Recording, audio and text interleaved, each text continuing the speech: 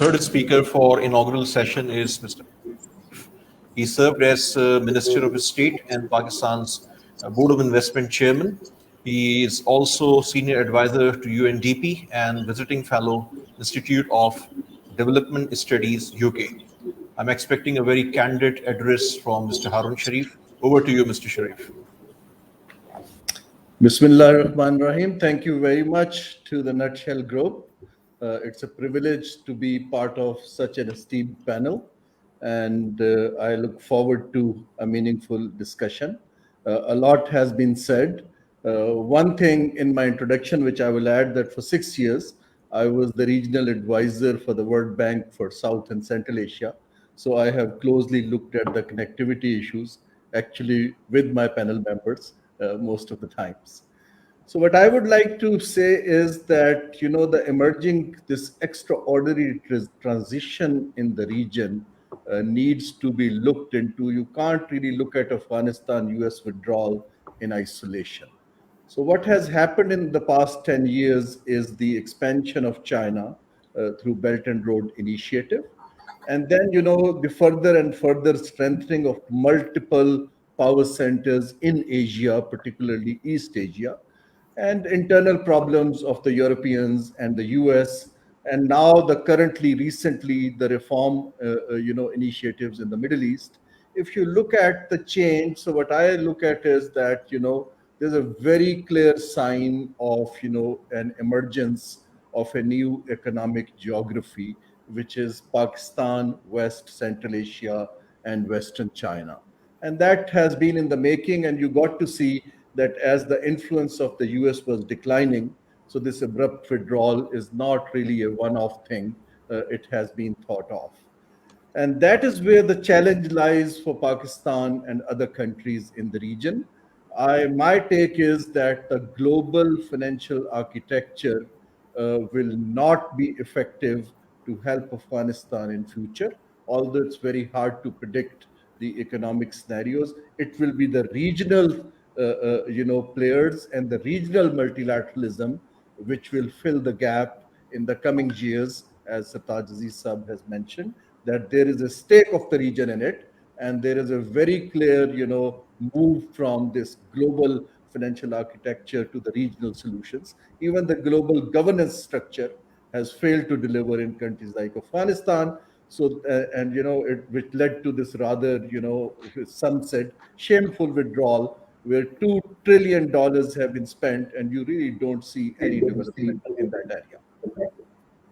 So moving ahead, so with this backdrop, a lot has been said about the Afghanistan economy, so I will not say much. But there are a few things I think we need to keep in mind, that an economy which grew from $4 billion to $20 billion slowed down with the first withdrawal from Bagram, because 75% of the economy actually was financed by external aid flows.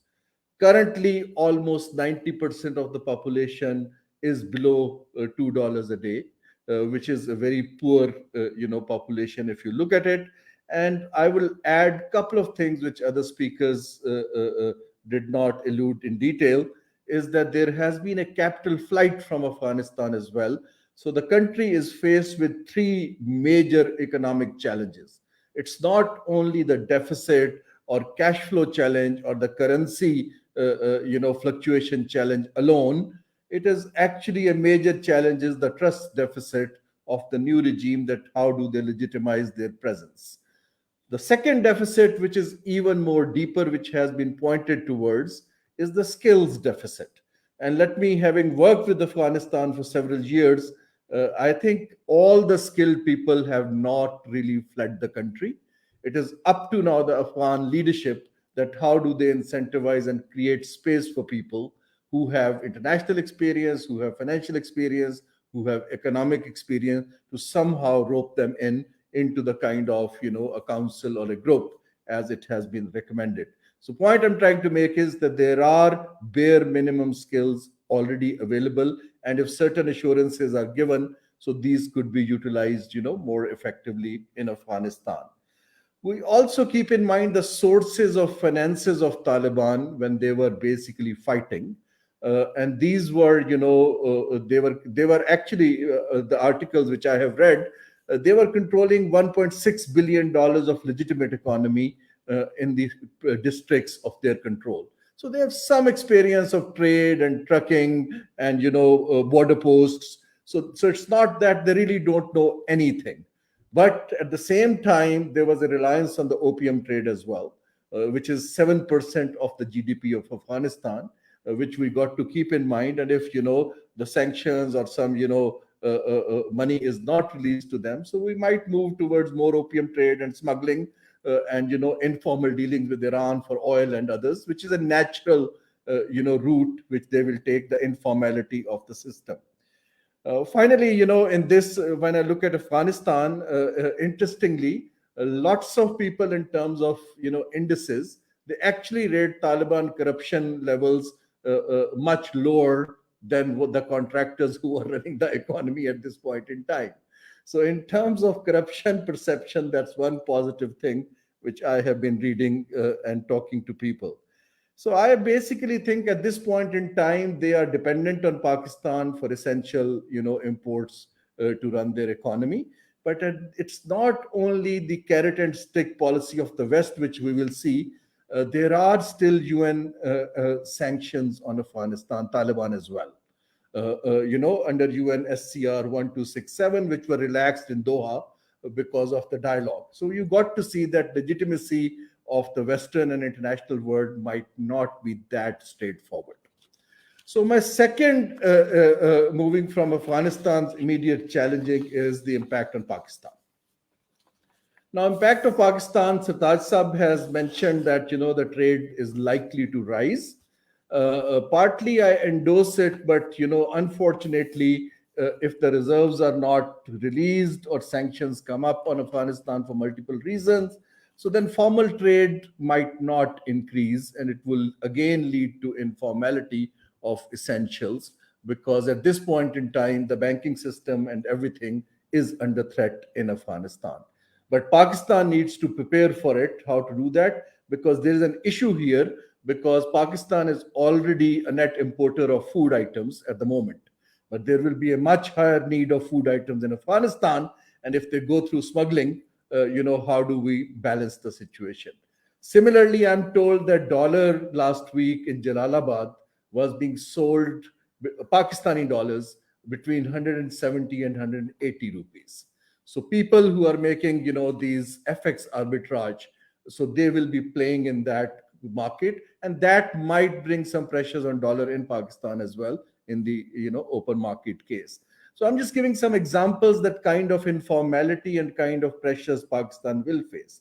On the positive side, obviously, it creates great opportunity for Pakistan, to play a constructive role from a you mentioned, Najma, last time, like, from a geopolitics role to a from strategic role to economic role, because when I was dealing with it, we had already spoken about Jalalabad, Torkham, motorways all the way to Central Asia, CASA 1000. But my contention is that these mega projects are way above our capability. So we need to build with smaller connectivity pieces. Even it was way above the capability of global financial institutions. We have been bluffing ourselves that this can happen in a conflict economy. So we should build piece by piece, and I'll give some concrete suggestions in the end on that. Now, Pakistan's regional connectivity mega plans for the time being needs to be put on hold till the actual situation in Afghanistan emerges. And I just hope that it is a more positive one. And I also fear that, let's assume that the tensions between the West and Afghanistan continue to rise. Mind you, Taliban still are, labeled and placed as a terrorist organization in most of the Western countries, including the US. And if it leads to informal, illicit flows of money, because they need money, that Pakistan might get under some FATF type more pressures in future. So I worry for that kind of thing. Already we have seen pressures coming on GSP plus, on human rights and others. So we need to jack up our communication game with the people to mitigate those. The positive side is that if Pakistan comes up with a framework for the refugees, although we are resisting, but that is an area which will give very good signal to the international community. Also, a humanitarian response of doctors and other things, because that is needed in Afghanistan, because there has been a brain drain. And that is where Pakistan can fetch regional and international resources to take that forward. Now, coming from Pakistan, one of the area which I specifically wanted to touch is that how is China looking at it? Since I'm currently leading the China Center in Sussex and also working with China, I think China has so far avoided the high risk political undertakings. Of safeguarding BRI and the regional stability is much higher to the political risk. So China is weighing both sides. So the stability of Afghanistan is critical not only for CPEC, but also for China's Go West policy, where they are developing their western side in a big way. And Afghanistan is, with Tajikistan, there are two neighboring points there as well. So I think overall China will jump in, but gradually, not actually filling the whole gap. And there is a $1 trillion minerals opportunity which China is very good at. So you got to see that they are good at locomotives, infrastructure, and mineral development.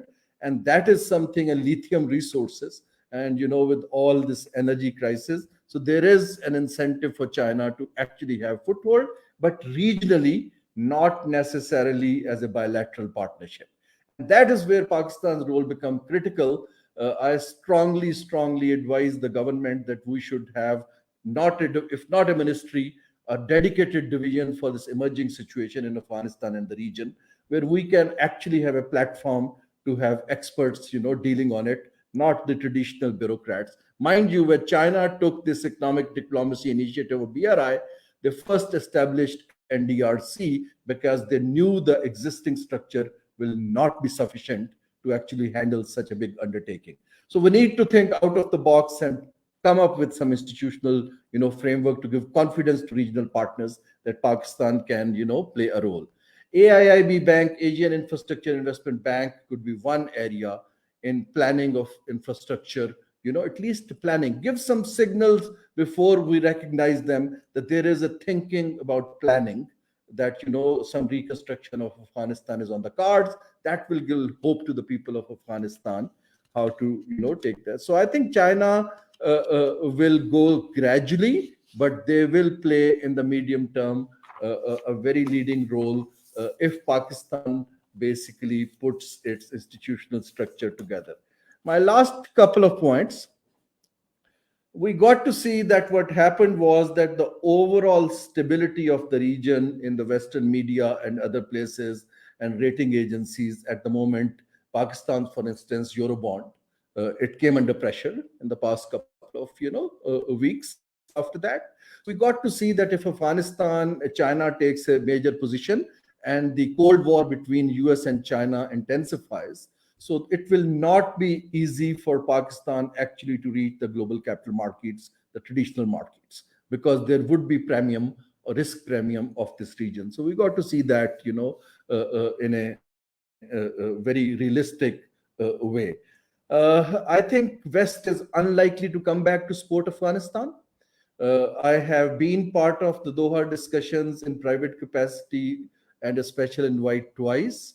I am very clear that the dialogue had changed. Sartaj Sahab had indicated that Americans knew that Taliban might take over. My take is that Americans were part and parcel of it. They changed it from a peace dialogue to a withdrawal dialogue.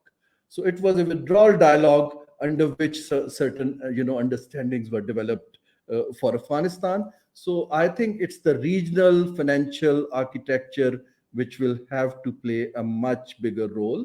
And some of the spoilers might like a destabilized Afghanistan to slow down the expansion of economic and political influence of China. So we got to see that how to deal with this multiple, game. And if Pakistan could bring Saudi Arabia on a multilateral table, that would be a major diplomatic victory, because Saudis have traditionally done it bilaterally with the different groups, in the region.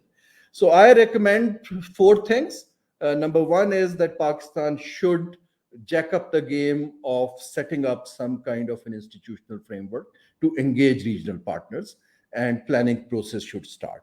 My second is that the pledges from international and regional partners can come in terms of a refugee framework and humanitarian framework, and that would be the entry point. Whereas the reconstruction side should go to the multilateral regional banks, and they should start working on it. And Pakistan, frankly speaking, Dr. Shamshad has served in Asian Development Bank.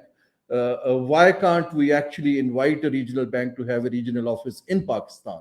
Because for the new economic geography which I'm talking, so this is the something, if Pakistan can diplomatically do, that will give signals that we are serious. We don't have money of our own, but we can leverage money in the markets with our expertise.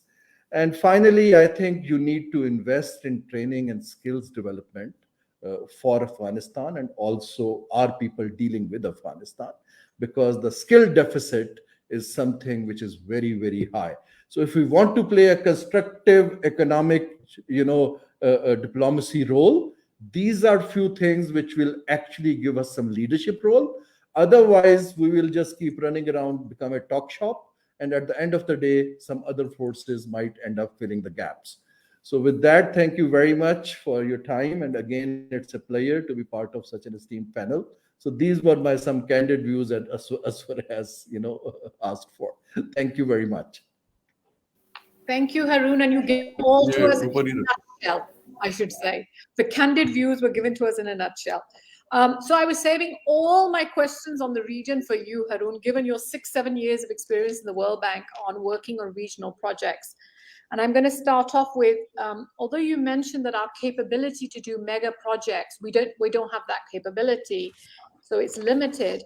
But a lot of work and a lot of thought went into CASA and TAPI. So where do we stand? Is there any opportunities for us to start working on those? I think that's what I said. You need to build these things pieces by pieces. Currently, for instance, CASA is delayed so much because there would be no international, contractors going to Afghanistan, and Pakistan's energy structure has now transformed because of China's interventions and others. So timing is name of the game. So what I would recommend is for CASA and other things, connectivity to Central Asia is a little medium term goal. But what we could do is that we could work on small hydro projects, in the borders of Pakistan and Afghanistan, and give confidence to people that you can deliver something. These mega pipe dreams, I would call it, they look very good and fancy, a multi-billion-dollar investments, and multilaterals get their expensive consultants and other people in the game. But I really don't think we are ready for it, neither politically nor economically. My humble projects you were referring to that we should work on. I mentioned 3-4. Number one is that on energy side, this Kabul and Kunar River, it has the run of the river dams potential. We can actually give the Rashakai economic zone some space for adding value to Afghan transit trade and link them with Central Asia. So then we have the Gwadar linkages. If we could you need to give signals to the global world and Afghanistan that certain smaller interventions are doable. I don't think these bigger things, which look politicians like it because it is announceable, it looks nice on media. I really don't think Pakistan has the capability. We are struggling to manage our own country. How could actually we play a regional role at a mega level? And multilaterals, regional multilaterals also will take time. So smaller regional connectivity pieces like a joint transport company between Pakistan, Afghanistan, Central Asia, or China. These are certain things which will signaling is critical, and the timing. That's what I've learned. Okay, now in terms of the regional players, you mentioned, of course, that you think that the West is not likely to come in this time to help Afghanistan. Who do you think are the most likely regional players who could come in, and what kind of role could they play? For example, last time around, we know that the UAE recognized the Taliban. It's very unlikely, I would say, to do so this time. What kind of role do you think the regional players could play, and who do you think are most likely to come in the short term? I already mentioned like Asian Infrastructure Investment Bank. Asian Development Bank, Islamic Development Bank. So there is a multilateral architecture in the region. But also, honestly speaking, I'm less concerned about the supply side of money availability. I'm more concerned on the a platform which can give confidence to them that their money can be handled better. And that is where Pakistan and Pakistani professionals need to play a role. Because at this point in time, the trust funds, the sovereign wealth funds of Qatar and Saudi Arabia, they're loaded with money. But the question here is that who can champion a platform which can handle that money? We have seen the US contractors, how badly they have handled the money which was coming to Afghanistan. If we can come up with a credible structure with the help of regional partners, so far let me highlight one thing. Sartaj Sahib is here. All economic dialogue structures in the region, be it SCO or be it Shanghai Cooperation Corporation or ECO, they are foreign policy led, strategically led. Economics is a subsector of that. If we want economic diplomacy, that needs to be reversed. I would strongly urge that office of ECO or something should be moved to Islamabad, so that one could actually take the lead on these things from an economic lens. The mistake we are doing is we are talking economics but handing over to security personnel and foreign office diplomats who know very little about economics. I'll be again very candid. So that is where the mismatch is. If we want to engage in economics, then give lead to people who understand that. So when you say institutional structure, you're not referring to, for example, a sovereign wealth fund of that sort. What is it that you're referring to? What kind of structure? I think, as Dr. Shamshad mentioned, initially you need to work on, a multi-donor and multi-country fund, which can be managed and housed and delivered. But eventually, I think the role of regional multilaterals will become extremely critical to raise money for Afghanistan. Mind you, previously the money was going as mostly grants to Afghanistan. If you look at Afghanistan debt to GDP ratio, it's very, very low. So, but in future, how much can be grant and how much will have to be commercially led? That is a medium-term question. But you need to structure some pool of money and some planning ideas which can, start programming that money. Unless and until that is done, the vacuum is likely to remain quite wide. So you've been, you were the former chairman of the Board of Investment, and you know how difficult it is to bring in investment into any country. In Afghanistan, should people get together and do this as a charity? I mean, why would they do it otherwise? On the ground, what situation is there for people to bring in their money? I think bringing private investment is, out of question for the time being. First, we need to see the recognition, then stability, and then some movement. But infrastructure investment, connectivity investments, looking at value addition to Afghanistan goods, investment in skills, investments in essential services.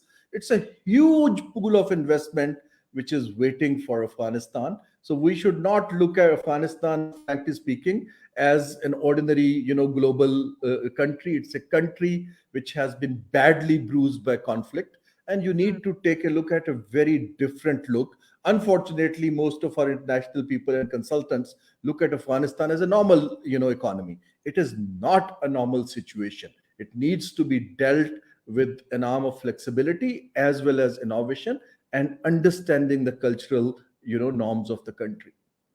One of our comments, there's an Asif Ansari I read. He is talking about the fact that, and you mentioned yourself, that 7% of Afghanistan's GDP comes from the opium trade. Asif Ansari mentions, that the informal economy in Afghanistan is around 50%. Where is the comparative advantage for Afghanistan in the region? What does it need to focus on? We hear about these rare earth minerals, energy minerals, and so on. What is Afghanistan's own niche that it can get involved in? Najma, currently, according to the UN, the informal economy size is around $6.6 billion. Okay. So whatever it can be, if it's a 20 billion GDP, so it's already 40% or something. Okay. My take here is that if you are looking at Afghanistan's comparative advantage, currently over 50% of workforce makes its livelihood in the agriculture, very low productivity agriculture. Okay. Right. Now, if Afghanistan needs to actually leverage its endowments, I only see two endowments. One is as Heart of Asia, opening up secure space for connectivity and actually, giving safer passage. That will take time, and let's hope that time comes. And second is, which I mentioned, these mineral resources, which it is rich in, but somebody has to come up with an investment infrastructure architecture to use it. So Tajsa, when he was foreign minister, we several times discussed, a locomotive line along with Torkham, because at the end of the day, that is where the minerals will be extracted. They are not done on road network. So that is the two competitive advantages of Afghanistan in the medium to long term, which I see, which the region should very clearly leverage on. So Tajsa, Haroon mentioned the fact that Pakistan by itself cannot help Afghanistan. It doesn't have those kind of resources. But many people I've been speaking to say that, Afghanistan, to run Afghanistan right now, the Taliban government only needs around $4 to $6 billion in the very short term. Are these kind of resources that it's worth for Pakistan to drum up and give them to Afghanistan, especially in light of the geo-economic situation we were talking about earlier, as a strategy? I think you need to take him off mute. Yeah. Mute. Take off mute. Can you hear me now? Yes, we can hear you now. Okay. You see, the economic needs of Afghanistan during the US occupation were bloated by military expenditure, which will not be there. And the 4 billion actually, which came for economic assistance, you can cut down to 1.5 to 2 billion. The real needs were actually that much, because the rest went to contractors and corruption and so on and so forth. Now, Afghanistan will get some revenues, as mentioned earlier, 750 million. But the generally, as far as food, medicines, and essential supplies are concerned, Pakistan can certainly help there, because private sector has money. Government may not have money, but private sector has money. So by facilitating trade and ensuring that they are uninterrupted and smooth flow of goods and facilitation, the markets will be supplied. Then they will need money for certain essential services, health services or education services. There again, we can create what I call a technical assistance fund for Afghanistan. We already have one scholarship fund in the Higher Education Commission, giving 3,000 scholarship a year. We can create further funds for the health sector and for skill training and a couple of other things which are critical. But thirdly, we can leverage fund for them. And there, the Asian Infrastructure Bank, the Silk Bank, and the BRICS Bank, these are all institutions where alternative access can be provided for infrastructure development. So in terms of project preparation, in terms of facilitation negotiations, and building the capacity of the Afghan Planning Ministry and other organizations to leverage these projects, Pakistan can certainly help. So I think, as pointed out, if we create two mechanisms, one a bilateral mechanism, what Pakistan can do with Afghanistan, and one a regional mechanism in which we cooperate with Central Asian countries, China, Russia, and Iran, to see what we can all do collectively. That will involve many political questions, the timing of the recognition, and the overall what we can do. And that multilateral forum, regional forum, could then create other funds which are bigger. And China, of course, can play a major role in that. And so I think it's a dynamic process once we start and plan for the next 6 months. In the meanwhile, other opportunities will happen, and we can then strengthen them further. I mean, Dr. Shamshad, you also refer to the very important role that China and Russia could play in this whole thing. What kind of role are you expecting from them? Because Haroon is saying that China's kind of ambivalent. It doesn't want to get in too deep too fast. what immediate role do you think China should get involved in if it wants to keep a good relationship, given the long-term objectives they may have in the region? And you need to take your mic, you need to put your mic on unmute.